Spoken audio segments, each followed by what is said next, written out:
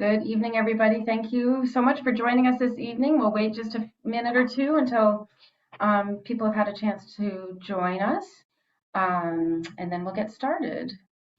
Amanda or Kellen, maybe one of you could go ahead and drop the link to the handouts in the chat so that as people are logging in, they can access those.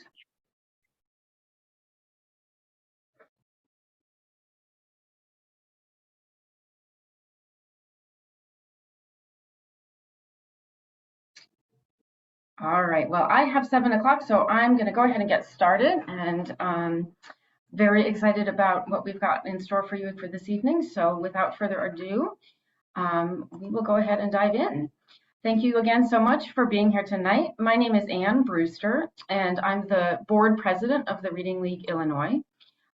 We've got a really great evening planned for you. I know we're excited to dive in, so I'm just going to do a quick overview of some nuts and bolts for tonight, give you a little update about what's going on with the Reading League Illinois this spring and summer, and then I'll hand things over to our wonderful speaker. But I do want to take a moment first to extend our gratitude to our sponsor tonight, who's Amplify. They've really been a wonderful support for us at the Reading League Illinois, just in general, and I also want to thank them so much for sponsoring tonight's event. So I'm sure everybody is pretty accustomed to virtual meetings at this point. We're using a webinar format tonight, as you know, so that means your audio and video are disabled, but you can still put questions and comments in the chat or the Q&A. So please feel free to type your questions in either place. We'll monitor those and do our best to get to as many of them as possible at the end when we'll have a Q&A session. We do also have closed captioning available this evening, so to access that, you can just hit the little CC button in your bottom tray. There should be a link to the handouts for tonight's presentation in the chat, and you can access those that way. We'll also be sending out a recording of the event to everyone who registered within about 48 hours, and we'll include a link to the handouts with that as well. And then finally, if you're interested in getting a certificate of attendance for CEUs tonight or for Illinois PD hours through ISB, at the end of the webinar, we'll post a link to register for those. So just make sure you stay till the end to get those. So just a little bit about us before we hear from Mitchell Brookins and what we've got coming up in the next few months. The Reading League is a national and educational nonprofit that's led by educators and reading experts who are dedicated to promoting knowledge and accelerating our global movement towards reading instruction rooted in science. The Reading League's core belief is that all children deserve to learn to read, and all teachers can learn to teach them. The national website is chock full of resources and information about the science of reading and structured literacy, so I encourage you to check out their website if you haven't already done that. The Reading League Illinois is the 19th state chapter of the Reading League. We started hosting events a little over a year ago. Our board is currently made up of about 9 people from all around our state who share a passion for improving literacy instruction in Illinois. We're all volunteers, and we come to this work from a lot of different perspectives. We have teachers, parents, people in higher education, we have curriculum leaders, dyslexia specialists, but we just all really share a commitment towards working towards literacy and justice for all. We're pretty excited about the webinars we have scheduled for the spring. These are evening events. They're all free, open to anyone. So just in a couple of weeks, we've got the fabulous Jan Hasbrook presenting on fluency. The Reading League Wisconsin is hosting that event. We're kind of helping them out with that one. And then in May, we're hosting an event with Dr. Elizabeth Norton.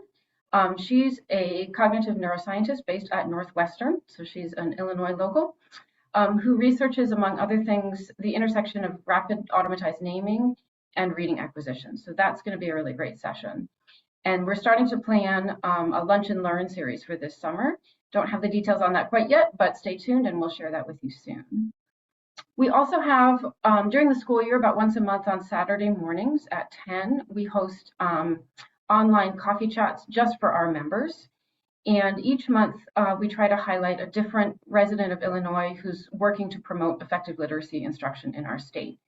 We keep those really, really informal. They're unrecorded so that people can really have the opportunity to connect with other folks around the state, learn about, hopefully get inspired by the work that others are doing, and really just have a comfortable place to talk frankly about the challenges and successes of this work. So you can see our lineup for those here, and I do hope you'll consider joining us for one or more of those if you're here in Illinois. So how do you be sure not to miss any of that? The best way is to become an official member of the Reading League Illinois. Membership gets you advance notice of and access to our webinars, and then also invitations to those monthly coffee chats. But even more importantly, if you join as a member, you'll be contributing towards our shared goal of improving reading outcomes for all of our students across the state. So the QR code on this page will take you to our membership form, which is pretty quick and easy to fill out. And our basic membership is just $25 for the year. We also have a gold membership for $50, and that will include any PD hours for any qualifying events that you attend. But if you join at basic, you can still get clock hours. We just charge a nominal fee for those because of the time and labor that's involved on our end. And we do also have a no questions asked scholarship for membership. So if money's tight, don't let there be a barrier to joining. And then, of course, if you don't want to be a member but just want to keep up with what we're doing, you can follow us on the social media platform of your choice, or you can check out our website. Okay, so that's enough about us. Let's dive in. It is my very great honor and pleasure to introduce our presenter tonight. I actually first heard Mitchell present at Plain Talk about a year ago, and I bet there's a lot of us on the call tonight who also heard him on the Amplify Science of Reading podcast with Susan Lambert a few months ago. Mitchell Brookins is first and foremost a teacher, and he has spent years studying, exploring, and refining his practices to improve student learning. He has taught on the south side of Chicago. He's been a district leader of RTI and literacy in Chicago Public Schools. He served as a school administrator in Chicago Public Schools and in New Orleans, and he currently acts as senior director with leading educators, supporting professional learning systems in the Baltimore City schools. Mitchell also serves as literacy content reviewer for Ed Reports, professional learning facilitator for the National Board Professional Teaching Standards, Unbound Ed, Letters, AIM Institute, and New Schools for New Orleans. He's a member of the board of directors for the Reading League. Mitchell has a BA in elementary ed and religious studies from Illinois Wesleyan, an MA in teacher leadership from Roosevelt, and is currently working and is very close to finishing his dissertation to attain a PhD in educational administration at the University of New Orleans. So Mitchell, thank you so much for joining us tonight. We are really excited to hear from you, and I will stop sharing my screen and turn it over to you.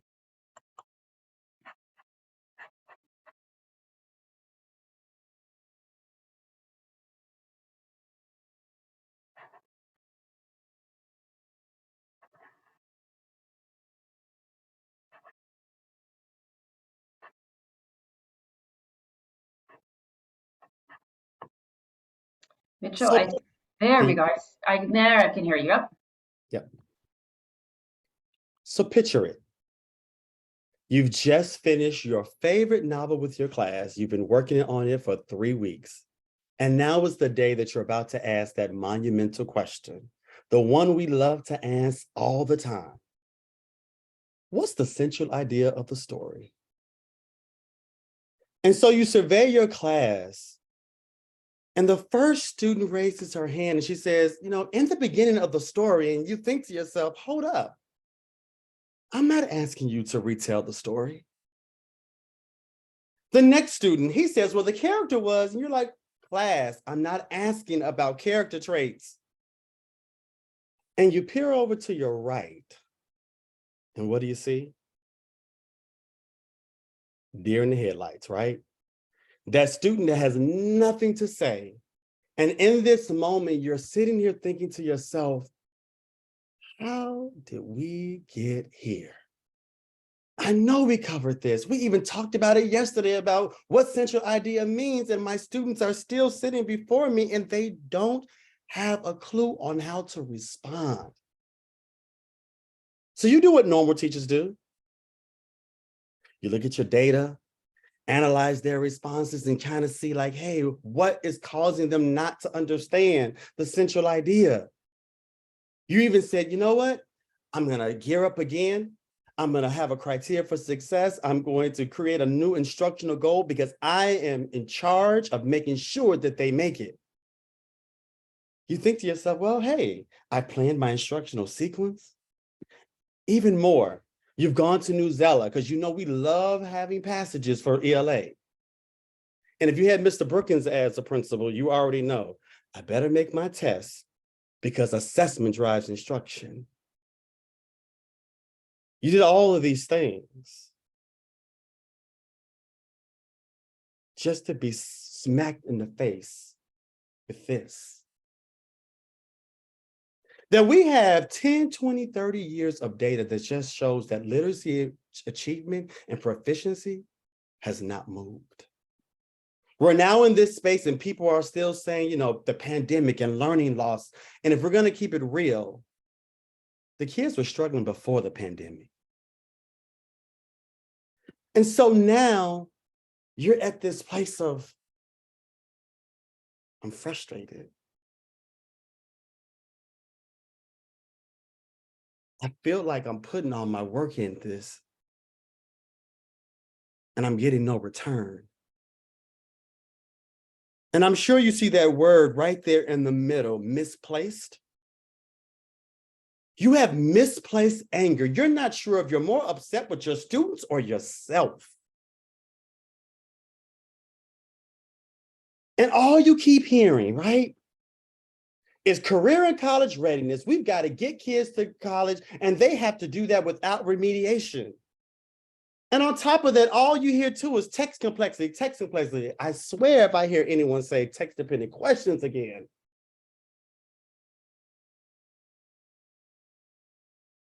you're at this intersection. Because truth be told, your self-efficacy is dwindling. So what are you supposed to do? What do you do when you don't feel like you're capable and the results from your classroom are not matching the input that you're putting in? And so I beseech all of you all to think about in those moments, if this is where you are now or this is where you've been, we have an opportunity to dig into the research to understand what it means to teach and build language comprehension so that our students become proficient comprehenders of text. We have to dive into the research and understand, well, what does it have to say about vocabulary and comprehension? And even more, how do we leverage what Scarborough, put on the table for us in 2001?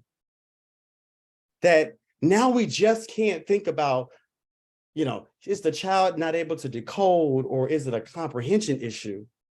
She expands that work for us and allows us to be more specific and say, was it vocabulary? Is it language structures? Maybe it's their literary knowledge. And as practitioners, we have to leverage this interdisciplinary, vast body of knowledge to help us as we support our students.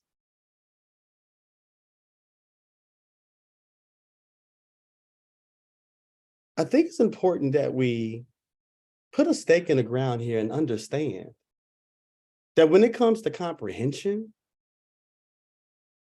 the research is clear that for our students who are really third grade and up, that later reading comprehension goal of being able to be proficient is predicated on our students' ability to construct a coherent and integrated representation of the text.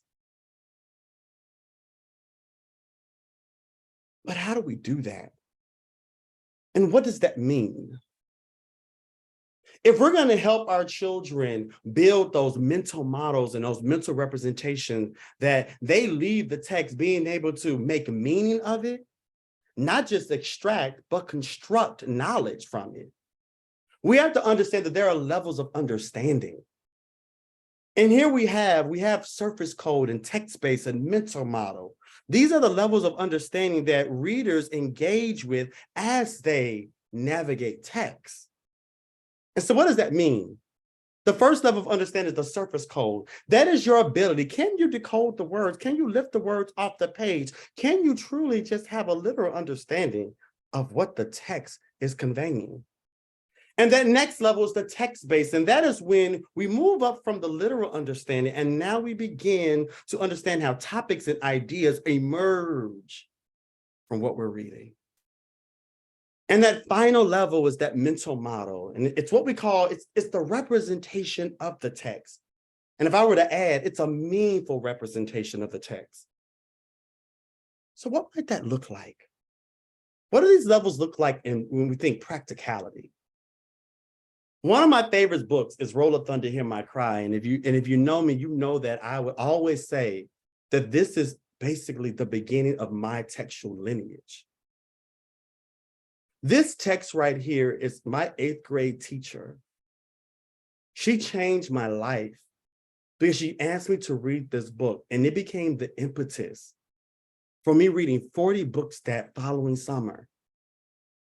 Just because this book was the first book that allowed me to see the experience of African Americans during Jim Crow. And I grew up in a school where you didn't get to learn all of those types of things. Those are not topics that we discussed. And so for my teacher to do that for me, she began, as I said, my textual lineage. And so what does that mean when we think about these levels of understanding? I want to share with you all these examples. If you read Roll of Thunder, Hear My Cry, you already know why it's a beloved choice. But when we think about the Serpent's Code, we know the story. It has Casey Loggins and her 3 brothers, and they live in Mississippi. And this is a Black family that actually owns their own land. Think about that. Jim Crow, Black family own their own land. But beyond just telling you about the literal understanding that I gathered from that text, the text base, as you read the story, you begin to understand the ideas as it relates to the importance of family. But as we elevate ourselves to think about that mental model, when I left that text, I understood race relations in the South during the 1930s. You see, for me, what I remember and I filed in my heart and I filed in my mind is that image of whites only. You see, we have to get to a place where we are creating learning experiences for students that not only can they retell the story, not only can they give you the theme of the story, but they can file a representation of what that story means to them and add that to their knowledge base. So what do you think? You're like, Mitchell, what do you mean? This is an abstract concept, this mental model, this mental representation. So I want to give you all another example. I'm gonna go back to the filing cabinet. If you were a teacher, you probably had a filing cabinet somewhere, and you organized your filing cabinet, and you knew what files belong where. You knew that this file was where you put your grades, and this file where you kept all the student work samples. You organized it so that later you could access it and retrieve the information that you needed effortlessly. Well, I want you all to think the same way as it relates to books. When we leave a book, what do we put in that file? And when we put that image in that file, what part of our filing cabinet does it enter in? Because it's when it goes into the filing cabinet that it makes an imprint. It gets stored in that long-term memory. And so we want to create experiences where our children do the very same thing. And I know some of you are still saying, Mitchell, what are you talking about, this filing cabinet? What does it have to do with our brain? Well, I want to share with you all that we've got to start asking ourselves this critical question. When we think about text, what are you filing away in your brain? What imprint, what network of associations does this book align to? You see, here's our brain. You're probably looking like, Mitchell, that's not my brain. Well, hey, some of us have networks in our brain about pop music, others reality TV. Some of us may know about the civil rights movement. Some of us learned about empathy and resilience. You see, our brain is almost like that filing cabinet. It has the different cabinets that have the different categories. And this represents our knowledge bank that we're able to leverage as we interact with our world. You know, when I read through the study of Erickson in 2014, it talks about expert performers. And they studied how are experts different from those who are not? You know, the chess player, the singer, you know, some of y'all may think about your literacy experts. How do they perform? What can they do that possibly the average or normal person, put it in quotation, can't do? You know what they found? Do you see it? The expert performers acquired mental representations and skills. They became experts because they have that filing cabinet. They can store those mental representations and they can leverage them and use them effectively and efficiently to perform with precision. When you look at the other studies around, you know, expert performance, you think about that chess player, right? Some of us think, oh, chess players are so intelligent, they're so smart, they're just different, they're just wired different. Well, guess what? The study shows that those chess players, look at that. Every time they win a game, the pathway to winning becomes another mental representation that gets stored in their long-term memory. And so when they enter into another competition and they see the configuration before them, they're like, that reminds me of last time. So I have my pathway to winning. You see, they don't have to figure it out. Experts are not figuring it out. They're leveraging the mental representations that have been stored in their knowledge networks, those knowledge units in their brain. And they can bring those out to do precise and effective work. You know what's powerful about this to me? That it's not about your IQ, it's not about your aptitude. It's about your knowledge base. And so what we learn, just like that chess player, knowledge begets knowledge. That chess player, when he wins, that goes in that file cabinet. But here's the challenge. What happens when you're that student? And this is your networks.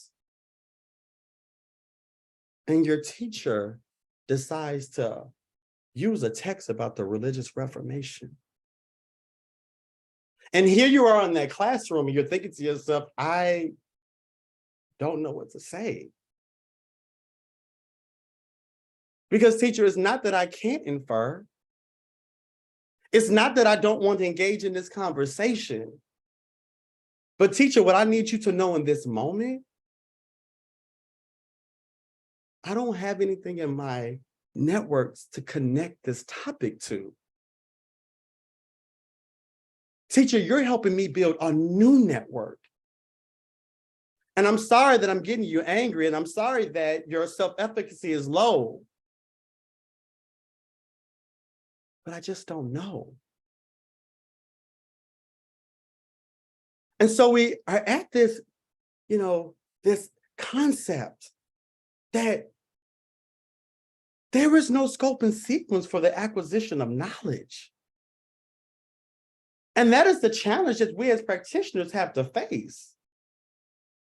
It's not like foundational skills where, if you teach, the long vowels, you're going to be moving to, R control. It's not like that. And so that becomes the struggle that we have to face and confront and overcome in our classrooms. And so we're at this intersection again of what do we do in this case? I would have you all consider what Scarborough's rope has told us from the get-go. That once we move into the language comprehension side of the rope, we're going to have to help children leverage their knowledge or build their knowledge and then aid them in becoming increasingly strategic to use it to extract and construct meaning from print.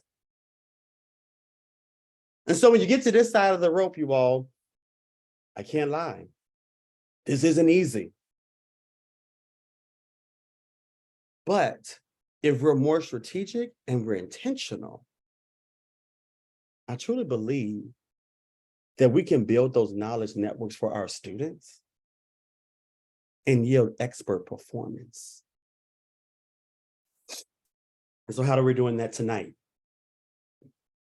Tonight, I want to talk about, four of my favorite topics: vocabulary and text structure and syntax and inference, and how providing explicit, instruction in these areas could uncover ideas that will help our children navigate the world in which they live and get access to where they're destined to be. So I welcome you all to what I call Beyond Retelling, navigating complex texts. And we're going to jump on in because there's a lot to cover. So we start here. How do you choose the text? At this point in time, we all know that there are text complexity grade bands, and we have to choose text within those bands. Why? Because we want to have schools where children grow against levels of complexities so that when they get to that college space, they have the scaffolds, they have the knowledge, they have the ability to stand on their own. So for today's purposes, I'm using a fifth grade text because I'm going to share with you all how to teach it, how to teach these particular strategies with this text. It's a fifth grade text, Unit 6, Reformation. Any of you all who are using CKLA, shout out, because I'm going to share with you all how I would add scaffolds, especially for children who need extra support.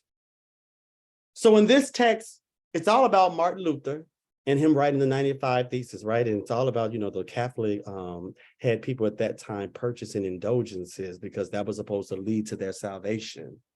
And Frederick III stepped in and intervened because at that time, Luther was not having it. This is what he believed. He objected to it. And at this time, he was considered a heretic, which is actually a criminal, which means that his life was in danger. But Frederick intervened and put him in a place where Martin could continue to teach. But one of the major accomplishments that Martin had was that he began to translate the New Testament into German, which made it accessible. So that's the text that I'm using for examples today. But I thought it was really important just to give you a quick snapshot, especially if you're not a fifth grade teacher using CKLA. So my first step, anyone who knows me knows that the first step before I teach a book to students, I go through an internalization process. And one of my favorite parts is establishing what are the VIPs of the text. VIP, very important person, but in this case, it's the very important part of the text. I identify those VIPs in the text, and I think about how those VIPs link to central ideas.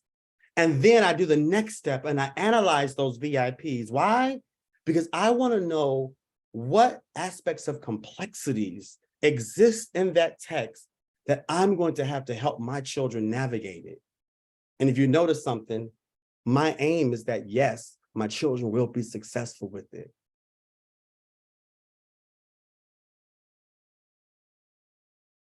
So how do we get there?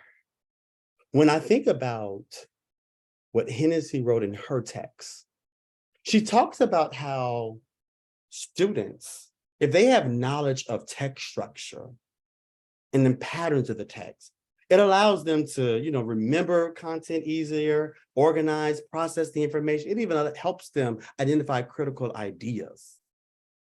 And so what I want you all to consider, if this is what students need to do, then as practitioners, we do need to do the same work.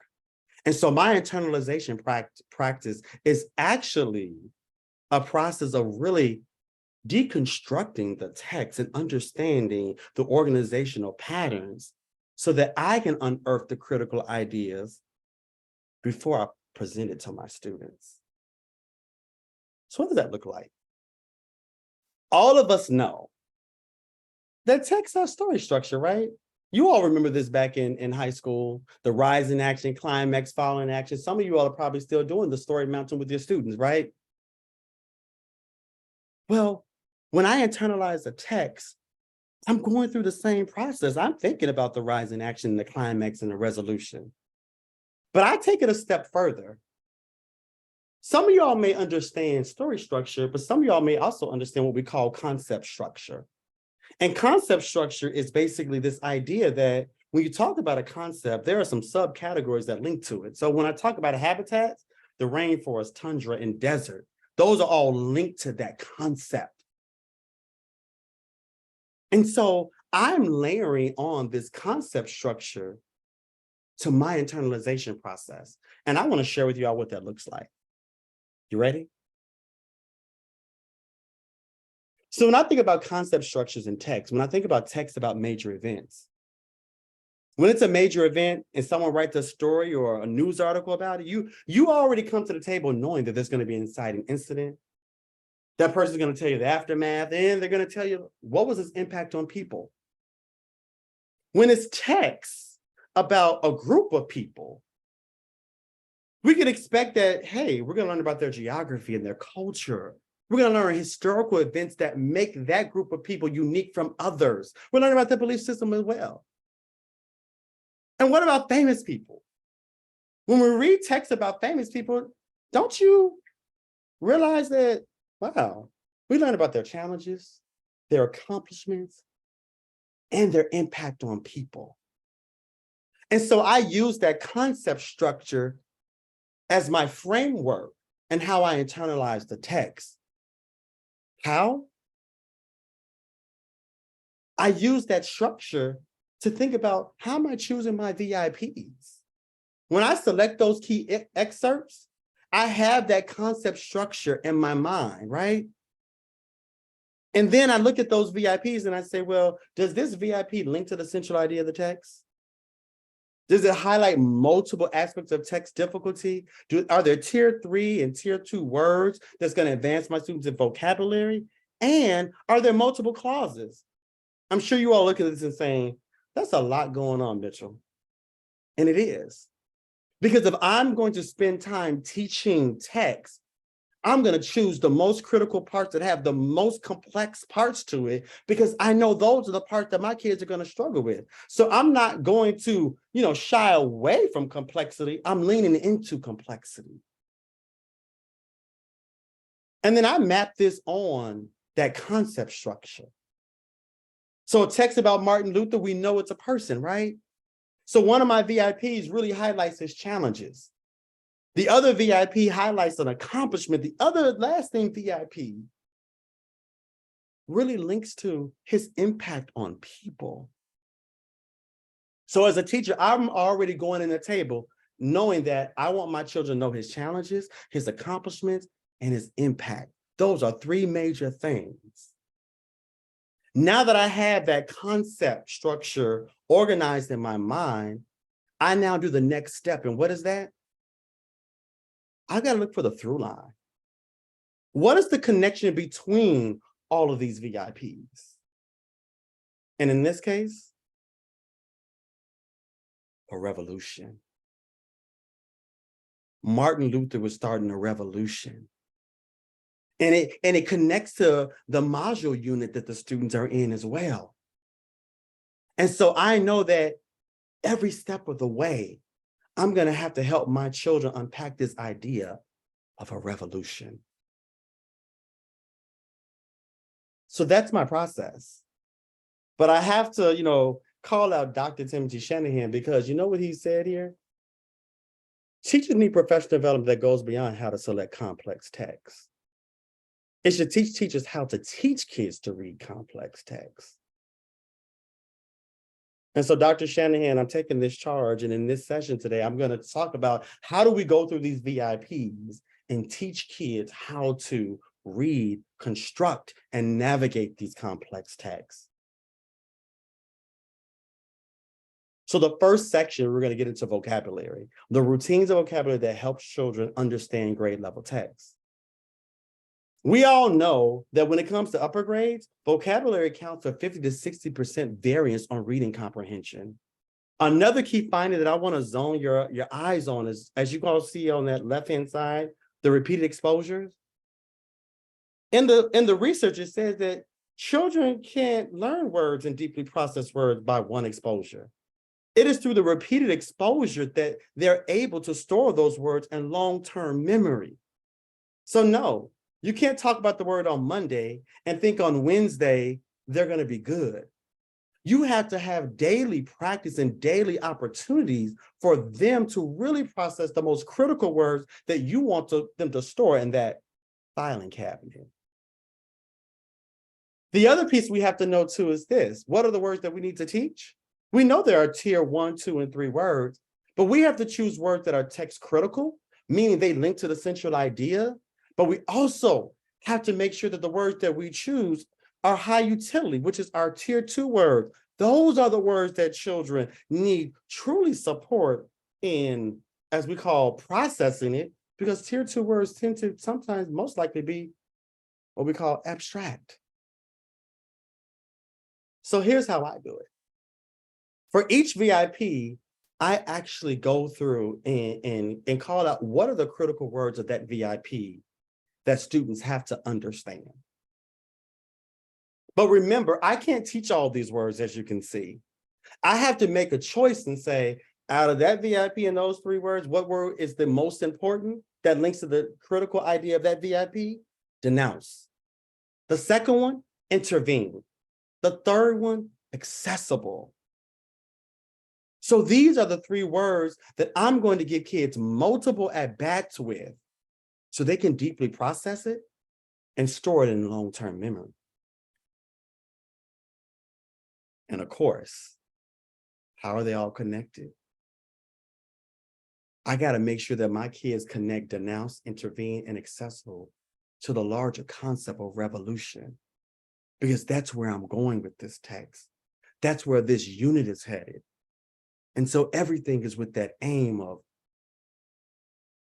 how was Martin Luther disrupting the social order? So here are some of the activities that I like to highlight and engage students in. From Monday, for introducing new words, formulating definitions on Wednesday, and ending with a text summary. So what does it look like? If you all know Anita Archer, I use Anita Archer's routine, and I want to share that as well, right? We start with denouncing and getting kids to pronounce it so they can orally express it. We give a student-friendly definition that denounces when you publicly declare that something is wrong. But here's the fun part that I put a twist on Anita Archer's version. I like giving kids pictures. And that next step is I ask students, well, look at this picture and this picture. Which one of these is not an example of denounce? And yes, they should be saying the one on the right, because that's a stamp of approval. Another aspect that I like to engage students in is shades of meaning. When we think about the word intervene, getting them to see that all these words like step in and mediate and intercede are synonyms, right? But based off of your usage, it can impact the tone. It can impact the reading experience. And so we want them to see how these words has shades of meaning. And even formulating definitions. When we formulate a definition, we know that, yeah, you've got to think about the category and the attributes. And when I think about accessible, I know that accessible in this particular case, it's a descriptive word. It describes something. And some of those attributes of accessible is, it means like it's attainable, it's approachable, available. And then when you put the category and the attributes together, you can form your definition. And we know that accessible means it describes what is attainable or available. We want students to formulate those definitions because we're going to leverage those later in their writing and in their discussion. And what about sorting text example? Here's one of my favorites. When you have a text, on note cards or strips of paper, you can put these are different things and events that happen in the text, and you can ask kids to sort them. Which one is an example of denounce versus not? We know that when he created the 95 objections, that's an example of denounce. But when he translated the New Testament into German, that's not. And why are we doing this? Because we want to ensure that children have a very distinct understanding of what the word means. And that is why non-examples and examples are so key. And here's one of my favorites. When you end the week, right? You've had multiple at-bats with these words. You then ask the students, hey, these 3 words, write a summary of that excerpt that we've read this week. It's interesting to know that these 3 words really cover the major concepts of actually that whole entire chapter. And so why do we need to do this? Because we want to truly build children's networks. And here is one more example that I want to see. How might you think about applying this particular strategy to your classroom?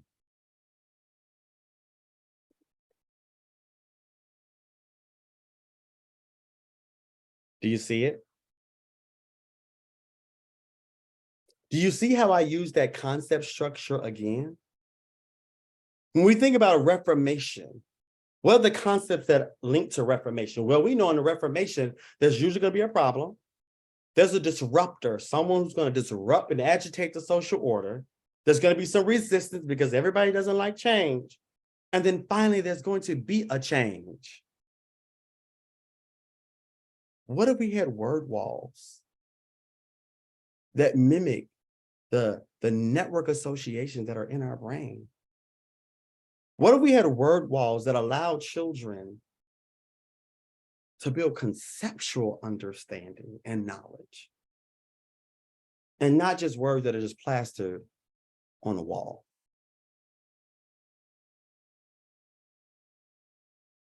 Why is this important for us to think about this? Because I truly believe that advancing students' academic vocabulary will advance their academic outcomes. So now that we're going to move past vocabulary, we're going to jump into language deconstruction, all about syntax. And what we understand in research is that children who have highly developed syntactic knowledge, I'm sure this is not going to be news to you, are better able to comprehend texts that have more complex syntactic constructions, right? So as practitioners, if we know that, we want to ensure that we are creating learning experiences where children's syntactic knowledge grows. How many of y'all remember this? Back in the day, this takes me back. 6th, 7th, and 8th grade, my English teacher had us diagramming sentences all the time. And I know some of us have a love-hate relationship with diagramming sentences. But you know what? I can honestly say that that process that I was going through aids me now. And when I get to a complex sentence and I'm getting confused, I know how to stop and break it apart to allow myself to process it much more easily in manageable chunks. So what makes these complex sentences so challenging? Passive voice and double negatives and conditional verb forms and unusual word order. All of those things make it challenging. Just think, the 3rd grader going to 4th grade who's used to reading very simple sentences in text, and now we have this passive voice exam. They're like, who did the action? That's confusing. That's challenging. They need support with that. So when it comes down to choosing complex sentences for instruction, there's some general guidelines that I have. I make sure that I choose a sentence that is relevant to the essential ideas and content of the text. As you can see here, that sentence, during that time, Luther began translating the New Testament into German. I make sure that sentence has some complex language structures. As you can see here, there's multiple clauses. And then I make sure that it contains some sort of academic or figurative language. And at this point, I'm choosing sentences that have academic language because I want to advance students' academic vocabulary. Again, I'm not shying away from complexity. I'm leaning into it. So what's the instructional routine? Once you've chosen your sentence and it's now time to get in front of kids, this is a routine that I use, and I work with schools to do it as well. That first step, let's get the literal understanding. That second step, let's deconstruct that sentence. Let's break it apart into its clauses. And that third step, one of my favorites, is let's talk about the arrangement of ideas. So what might this look like? I'm bringing back that sentence again. When I help children retell the sentence, I leverage the 5 W's, the who, what, when, where, and why. We all know that, right? And I ask children, hey, who's the who in this sentence? Circle it. What was Luther doing? Underline it. Why was he doing it? Right? The same concepts here. I'm using that 5W because guess what? Diagramming sentence may be hard for some students, but we know we can leverage the 5 W's to at least ground them in the ability to retell that sentence. And so now that we've called those things out, the student should be able to say, well, this sentence basically, like, Luther was translating, the New Testament to make it accessible. The next step of that process is breaking apart that sentence. These are the 2 parts. And then once they're broken apart, we then move into how do we interpret that clause, right? So that first part said, during that time, Luther began translating the New Testament into German. My first step is zoning children's attention on that critical word in that phrase, right? Translated. And this is what I ask them. What does translating mean? I always start there first because I need to understand, what do you understand about that word first?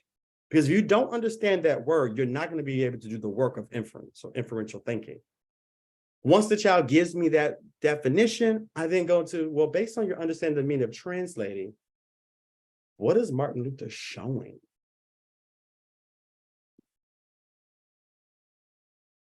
Now we move to that second clause. The critical word now is accessible. And I do the same process with students. What does accessible mean? I want to establish their knowledge base first, because remember, to infer, I have to apply my knowledge. So if they have the meaning of accessible, I can now ask this next question. Based on your understanding of the meaning of accessible, what does this mean for the people of Germany?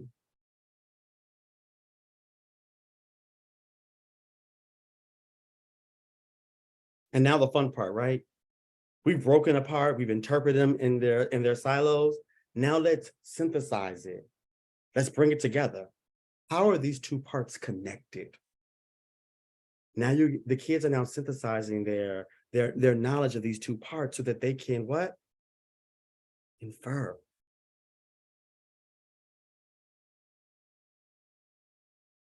In step 5, let's interpret the meaning behind the order.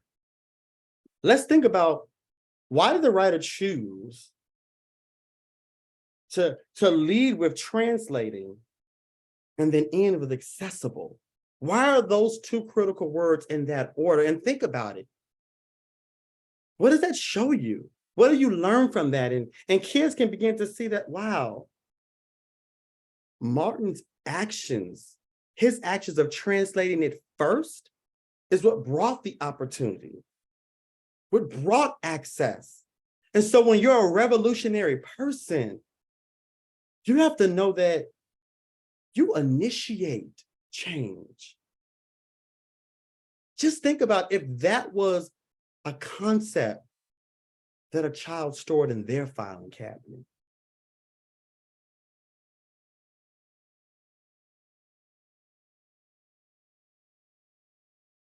So yeah, that was syntax.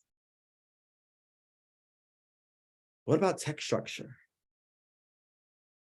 In this next section, I really want to share what text structural analysis looks like and how we can leverage that to get kids to see how idea units in the text connect to move to deeper learning.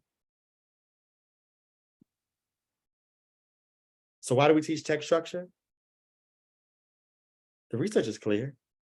If I know that, I know how to navigate the text. I'll know how details link together. I'll understand how information unfolds. And truth be told, it allows me to begin to identify those critical ideas in the text. So this is crucial. So what does it look like? We all know text structure, especially with informational text. With the text about Martin Luther, kind of doing two things here. It's got this chronological order thing going on with sequence, but also this cause and effect. But for the most part, you see the cause and effect through the chronological order. And so for this purpose, I truly will bring to students a graphic organizer where they can look at the chronological order of the text. And I ask them to map those VIPs to this organizer. And so what might that look like? Well, the first VIP where Luther was ordered to denounce his assertions. The next one where Frederick III intervened. The next one where the Catholic Church called him a heretic. And then finally, Luther translated the New Testament into German. Look at how this graphic organizer relates to building that mental representation of the text, the coherency. Now, I know some of you all are probably looking at this and saying, well, Mitchell, I have students in my classroom where they are not ready to summarize the VIP, that whole section, into one sentence. They need help with that. Well, let's work with them on it. So if they cannot summarize that VIP, here's another strategy that I use. I first talk about, the who or the what. I then ask children to identify the critical sentence in the paragraph. We then move to the critical word, and we use that critical word to help us summarize. If you all can't see something here, I'm really into that sentence level, word level scaffolding. So who is it about? Luther. What's that critical sentence? What's the critical word? Translated. Now ask the child, so let's put Luther and translating together, summarize it. Luther translated the New Testament. Yes, it's a very simple summary, right? It's a gist. But that's a fact that we need the child to track so we can build this coherent mental model. Some of you all may be asking yourself, well, Mitchell, some of my kids cannot even identify the critical sentence. Well, this is where you're going to have to support them in providing that too. Just think about it. If you gave them the critical sentence, you all work to go through that critical sentence to to actually identify all of the different critical words like translated and testament and style of language and accessible. And then you work with the student to say, hey, why don't we replace those critical words with words that you know? Translating now goes into rewriting. New Testament turns to Bible. Style of language turns to words. Just think about that. I am now, by asking the child to replace those words, I am now building those network associations in the brain, making the connection. And then let's summarize it. Say it in your own words, that paraphrasing. Some of y'all may say this is very similar to what we call like that paragraph shrinking. Bringing that whole VIP that was, a whole paragraph now to one sentence. That's a critical skill that kids have to learn. So then we go back to this graphic organizer, right? So now we've done all that summarizing. They're doing it, right? But that's not it. We don't just want them retelling this text. We need to get to the idea units. So how do we do that? Coding the text. Getting children to look at those VIPs and code them with concepts, with ideas that link to those VIPs are critical. So how might that look? Once you have all the VIPs in order and your graphic organizer is ready, you can now do the work of what do these events represent as a concept? So when Luther was ordered to denounce his assertion, oppression. When Frederick intervened, compassion. When the Catholic Church called him a heretic, oppression. And then when he rewrote, translated that Bible, he provided opportunity. And I hear some of all y'all saying already, well, Mitchell, my students may not be able just to come up with those ideas. How do I get the ideas? This is the point where we've got to get beyond talking about the text and examine the language of the text. So often when I'm in classrooms and kids are not giving ideas, the teacher is either rewording her question or he then has the kids talking about the ideas, but nobody's actually looking at the language in the text and studying the words and talking about the words. So if you want to get kids to go beyond talking about the text, they need to examine the language of the text. And so what does that look like? Here we go. That first step, we've got to look at those key pieces and call out the critical word again. And we've got to ask children, what does denounce mean? Well, to denounce something means to reject. You have to reject it. And so that's the first step of scaffolding for the concept. But the next step of this scaffold is that now we have to apply the word meaning to the context, to the situation that's happening in the text. So holding on to that, we know that denounce means to reject. Let's think about, what does that show that the Catholic Church reject his ideas? How do you think Martin Luther feels about that he was asked to reject his ideas? What does it show about their relationship between the Catholic Church and Martin Luther?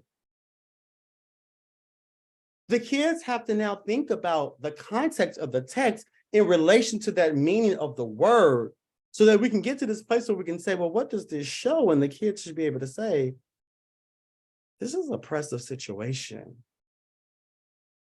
So again, I'm saying, get to the word level.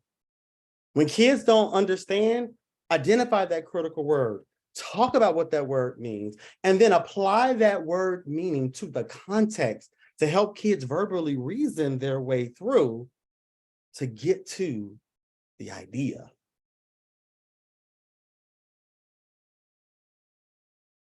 And once we do that, they've now coded their evidence. We can now move on to the next step, and that's grouping the evidence. One thing I really liked about this activity back when I was a school leader in the 9th Ward of New Orleans, and one day I tried this activity with the kids, and I said, I just wondered if it was going to work. I gave them these text examples on, at this time, they were using computers, and I put it on the PowerPoint. I had the little shape that had these text examples, just like this. And I asked the kids, I said, can you all just group all the text examples that are similar? I had never did this before, but I said I wanted to try it. And I was really blown away that what happened is they started to do this.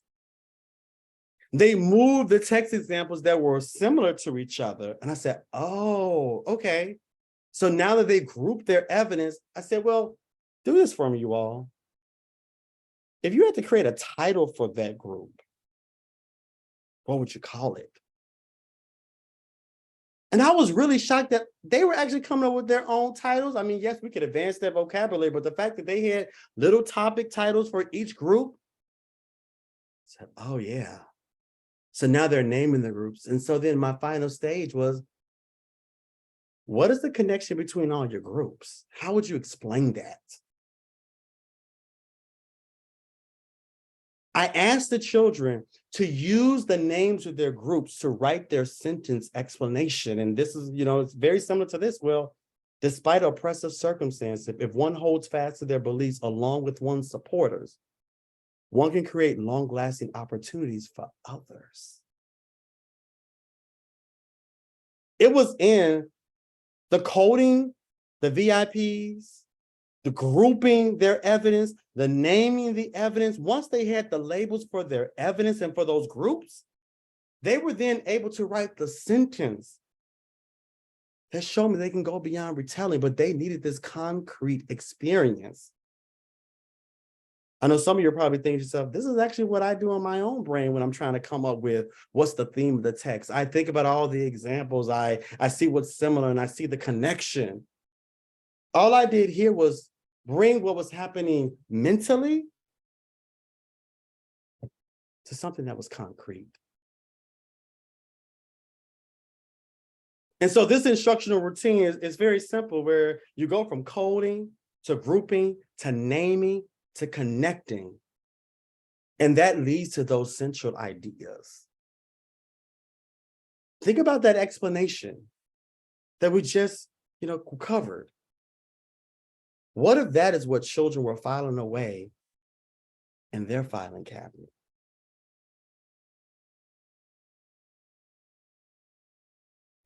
And so here's the final one for tonight, you all. One of my favorite topics, inference. But what's going to happen here is a little bit different, because I want to share with you all a planning process that I go through to ensure inference. Because I'm sure you all are saying, Mitchell, there was so much inferring going on, from vocabulary to syntax to text structure. It was everywhere. Yeah. But I think it's really important to take a step back. Don't get lost in the activities, but dig into the planning. Because one thing we know, that these are the components of an inference, right? We understand that it is this integration and this interaction between what the text is saying and what the reader brings as their knowledge base of content, of concepts, of vocabulary.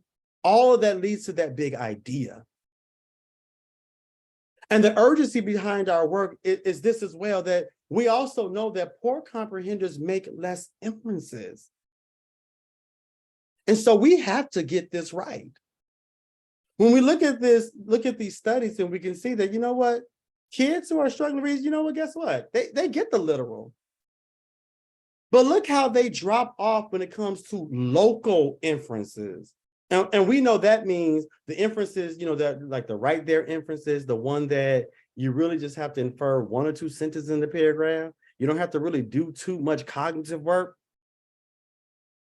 Our poor comprehenders are dropping off there. And then when they get to global cohesion, this is the part where you really have to leverage your knowledge of the world and prior experiences and background knowledge. Those questions that pushes you to that mental representation, that highest level of understanding, they're struggling there. It gets even lower. And so because of that, I think it's really important that we take the time to really think about, how are we planning? How are we ensuring that we're prepared for our students who are going to need that extra support? And so when I think about planning to scaffold inference making, I always think about this.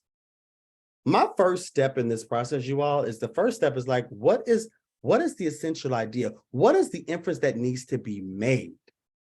Yes, we could talk about, accessible is the critical word. But beyond that critical word, what is the idea behind this VIP? And we come to this idea of freedom of thought. Him translating that New Testament into German allowed other people access. As you can see here, no longer did they have to depend on the clergy to read to them. They could comprehend for themselves. Just think about that's just so powerful to me. the power of literacy that can lead to independent thinking. That powerful thought is something as practitioners, we have to know that before we go work with students. We have to know the end game. We have to know what is the major critical idea, the inference that needs to be made, and plan from there. Because now that I look at this and I think about that, if that's the inference, what's the key vocabulary that's going to get us there? And I'm looking at translating and I'm looking at accessible, right? I know you see it. But if you were to analyze that sentence and the sentences before, you have to ask yourself this question. Well, are there any clues in the text that's going to help kids know what translate and accessible mean?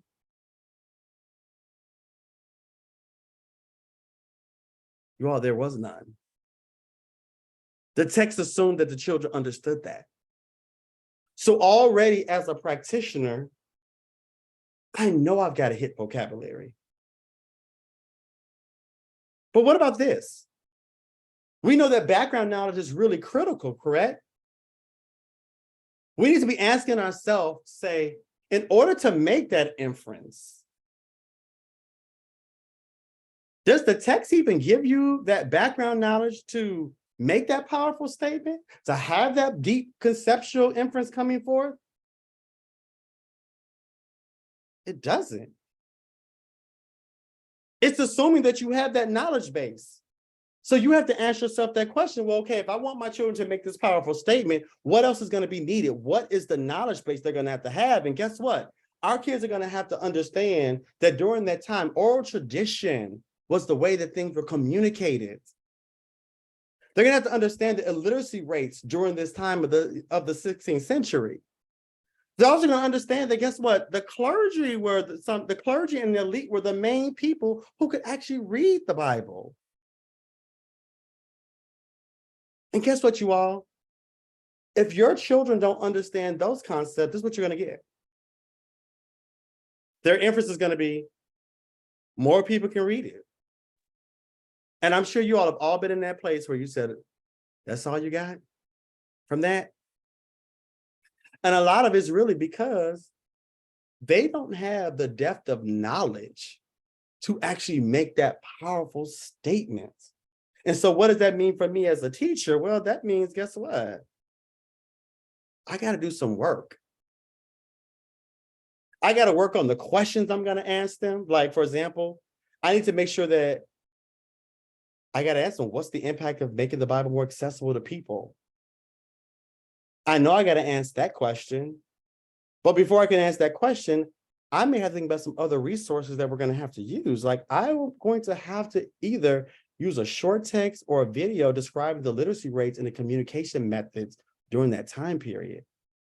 And if I don't do those things, I cannot be upset or surprised that children are going to give very surface level answers. Right? So now that I know that that's the stuff I have to do, anybody who knows me knows I love to role play, because before I get before students, I always do the role play in my mind. I talk it out because I want to make sure that my instruction is clear and concise and efficient and effective. So in my mind, I'm already thinking, well, if I'm going to do this with kids, I got to first have them read that aligned text. We got to read something about spreading the news during the 16th century. They got to learn about that. And in my mind, I know that, guess what? As we read this text, I got to make sure we call out these key facts, like there was a 5% literacy rate in Germany. The literate citizens were a minority. And guess what? Mostly educated citizens were the ones who communicated. I got to remind myself, I got to write those things down on an anchor chart. Why? Because when I get in that moment, and I know that it's that moment that we're going to scaffold kids and we're engaging with the text, and I ask my first question, what's the impact of making the Bible more accessible to the people? And I know that I have to make that next step of getting them to analyze the critical word in that sentence and apply it. Because I did all that pre-work, you all, I already know that their answers are going to be surface level. So I'm prepared for, yep, I already know that I'm going to have to bring in that anchor chart. And I'm going to have to call their attention to those facts that we learned from that other text. And then I could ask them the question around, why were Luther's actions significant for others? You see, before I get before kids, I'm already planning out in my mind that I got to answer the question. I got to focus their attention on critical words, but I'm going to have to bring in that scaffold, those notes that we took with that aligned text, and then I can ask the question. You see, it's that scaffold in the middle on the anchor chart that I'm going to have to leverage and activate and make them apply it, to use it, to really think about the greatest significance of Luther's work.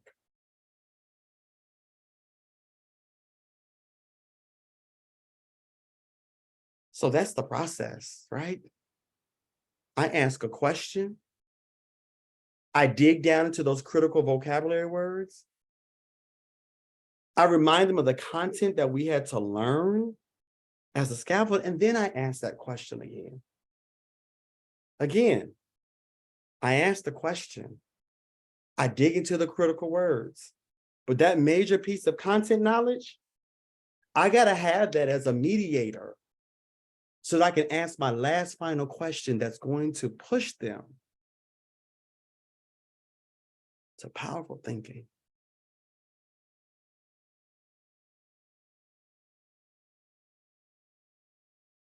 And all of this, we know that we still have a charge that our kids have to be career and college ready. And they can't just get to college, they got to get through college. But now I'm hoping that you all are leaving and saying, hey, I've got some tools around vocabulary and text structure and inference making and syntax that I can make that pathway clearer for them. But I know I have some people in the room who are still probably saying, Mitchell, you're doing the most. Won't this take too much time? Why not just do test prep? And here's my response. When we think about the concept, when we think about the concept structure, and I want to apply that to you all today. When we read texts about effective teachers, this is the arc. Effective teachers understand their challenges. Effective teachers are accomplished. And effective teachers understand that their ultimate goal is the people impact. And so you have to ask yourself this question: what story do you want to be told about you as a practitioner? We all get it. The challenges of, we've got standardized state tests. We all understand that there's academic disparity between subgroups. We all understand that your principal gave you a new curriculum that you're still trying to figure out. And even more, some of us are working in schools where the conditions are all over the place.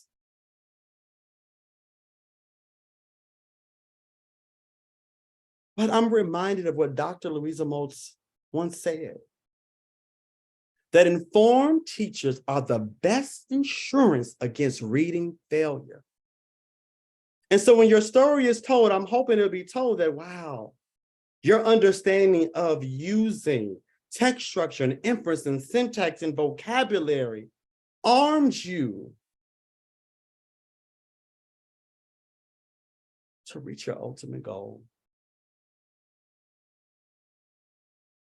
And that's a children impact. That one day your children will be able to stand on their own. And the accomplishments and the work that you put forth for them will be a part of their legacy.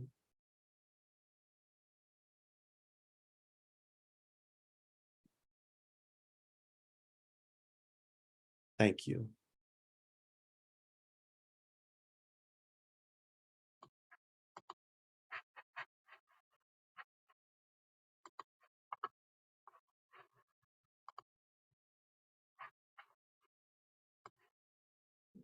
Thank you, Mitchell. That was really outstanding. Yeah, I'm a little bit at a loss for words, but thank you so much. I think a lot of people were so kind of mesmerized as I was by what you were saying that they didn't have the opportunity to type in questions. But I do have a few that I'm going to feed you right now, and then I have a feeling people might kind of add some more as we chat a little bit.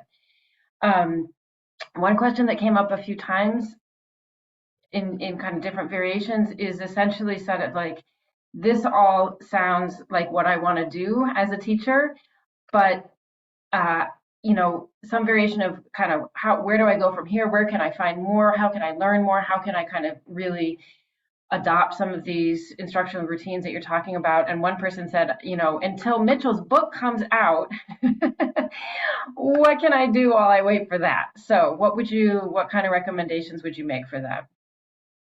I I think many people have read the Blueprint of Comprehension. If they haven't, I also really love basically the Oak Hill and Kane book as well, reading comprehension as well. I think those really are some really great places to start around the idea of like, how are you scaffolding instruction?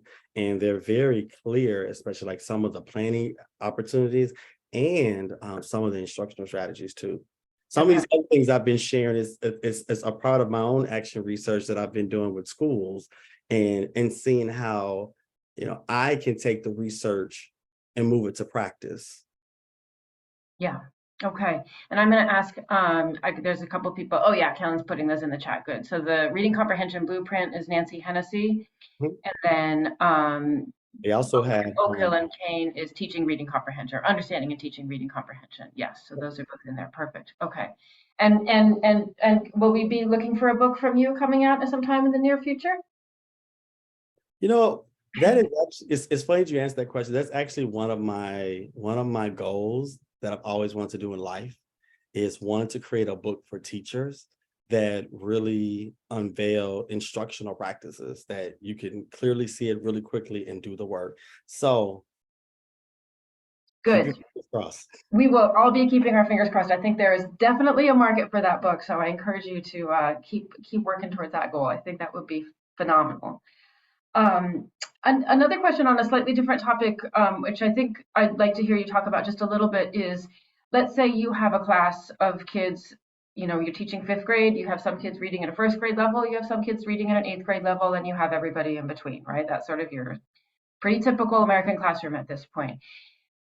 Can you still teach a whole class text at grade level using, some of the routines and instructional strategies that you've talked about tonight? Yes, that's actually why I'm so passionate about it. If I were to share with people a little bit about my story, again, I've always been the school administrator who's worked in turnaround schools. Um, each school I've ever had to lead, actually, when I walked into the school, we're talking about maybe between 20 to 40% of the children were on grade level. And so when I talk about these activities or grouping things, grouping the evidence and those VIPs, I'm not talking about doing that with students who are in the 90th percentile.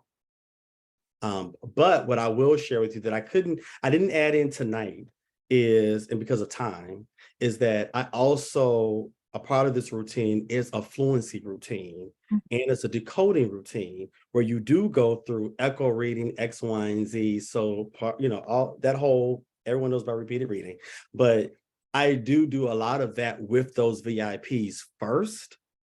And then with those critical words, we go through breaking them apart into syllables or breaking them apart into their morphemes first, so that we can handle, the accuracy and the fluency issue.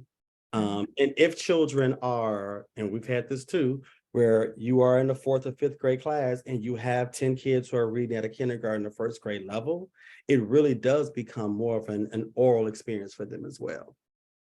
That was actually a follow-up question that somebody just asked. That if they really just can't read the text, you go ahead and just read it to them and do the work that way.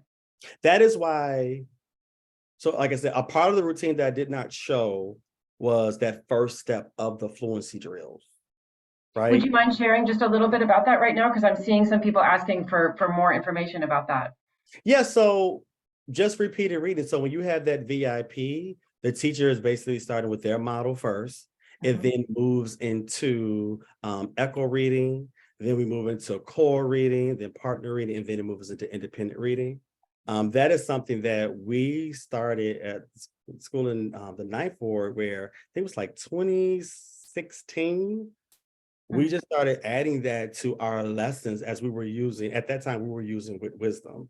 And so Mhm. we had that as a practice every day, because the majority of our, I would say our fourth and fifth grades are reading around a second or third grade level. So they needed that type of support. Great, thank you. Um, a slightly different question, which I think you probably have had this direct experience. Somebody says, I'm assuming this is an instructional coach or perhaps a literacy coach, who says, let's say you're coaching a teacher who's totally overwhelmed by students who struggle to read and write in class. Kind of where can you start in encouraging and motivating that teacher to move beyond test prep, to move beyond some of those mindsets that hold us back and prevent us from working on this more complex text? Do you have any Ooh, words of wisdom? that's a hard question, It right? is a hard question, And yeah. it really is a mindset shift. In my practice as a school administrator, I think my teachers would tell you, I would walk in the classroom and I would model. Mhm. They would have to see me do it. And I'm also, and one thing as a leader, I don't do is I'm not going to dismiss that teacher's experiences or their lived experience, because it's true. There are kids who are not reading these texts. And so I model, and then we really break down text to think about what is the piece of the text that we know that we can cover. So that's why that VIP act process is important, because we have to say to ourselves, if we can't get through everything, we need to get through this piece because it's essential. Yeah. And then also as a leader too, like there's a whole nother block of the day that's the intervention block Right. to work on those particular skills. But yes, it does start with the modeling. It does start with chunking, like where do you want to start? And a lot of times I start with teachers with vocabulary, because as you all can see in the presentation, a lot of this hinges on the vocabulary. So Mhm. we can do some direct, explicit instruction in vocabulary, and that's a daily practice. You can mitigate some of that. Well, I don't know what this text is talking about, and I can't infer. Um, Right. Right. Yeah. Okay. Thank you. Yeah. Um, as a follow-up to that, one of our attendees is wondering if there's any videos out there of you doing this in practice that they could watch. Do you know if those exist anywhere? it's interesting. I am, like I said, I'm doing some action research now. I've been working with a school for a year, and that is one of my goals too within the next 30 days, because we've been practicing an instructional routine all year Oh, cool. to actually see the results. And I actually want to, I've been coaching the teachers to do it, but I want to jump in and do it myself. Yeah. Yeah. Some of And the older videos that I have is probably, you're talking, you would have to go back to like 2015, 16, 17 mhm. of Mm. me actually doing some of these very routines. Well, maybe when you come out with your book, you could have some videos that go along with the book that could be part of that publication. So just keep that in mind.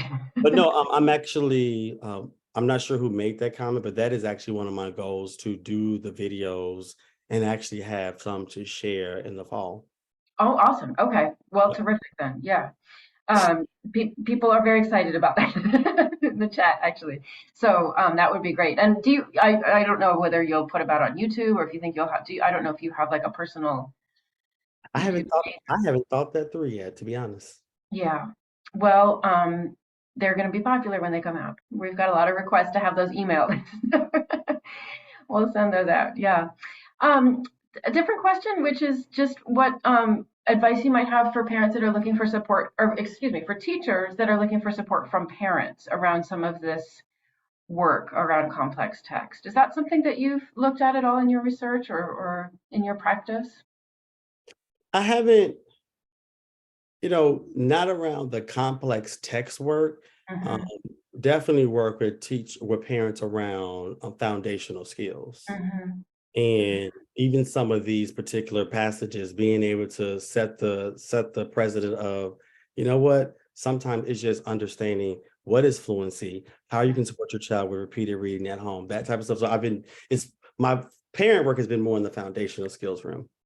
But that would make sense. I mean, so if, for example, when you're building on fluency just for these passages, have you ever like sent the passages home to work with parents? That so more of the fluency piece of it, less the comprehension piece of it. So in the past, what I really like that we did is we actually had, the repeated reading routine actually in our intervention block as well. Uh-huh. So kids had that weekly passage. And so what we would actually do is, how do you say this?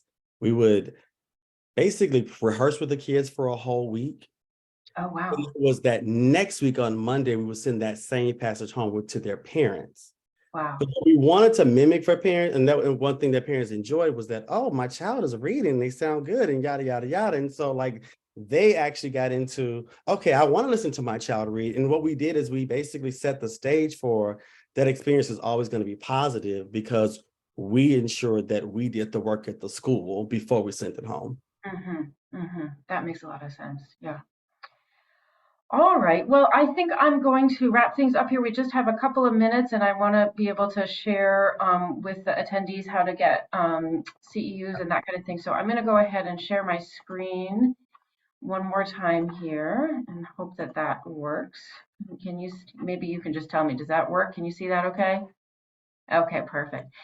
All right. Well, this has really been an amazing evening and so informative, very encouraging, so inspiring for the attendees and for myself personally. So, Mitchell, thank you so much for sharing your wisdom and your expertise with us tonight.